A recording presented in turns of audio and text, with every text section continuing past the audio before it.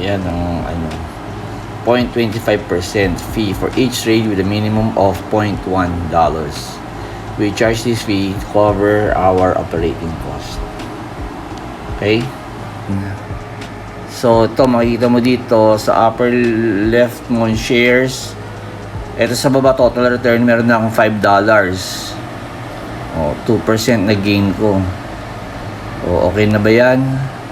O, kung gusto ko na ibenta, pwede ko na ibenta. Pindutin ko lang itong trade. Then sell. Tapos, kunyari, sell all shares. 83 shares. Previous sell. O, ang fee ko, $0.64. Okay, so, okay na ba ako dun? 0.64, kunyari, 0.64 din yung pagkabay ko. Di 1.2. O, kikitain ko lang $5 minus 1.2.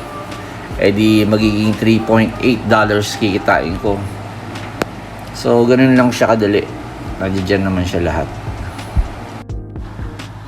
Thank you for watching. Just subscribe if you want to learn for more trading in GoTrade. Bye.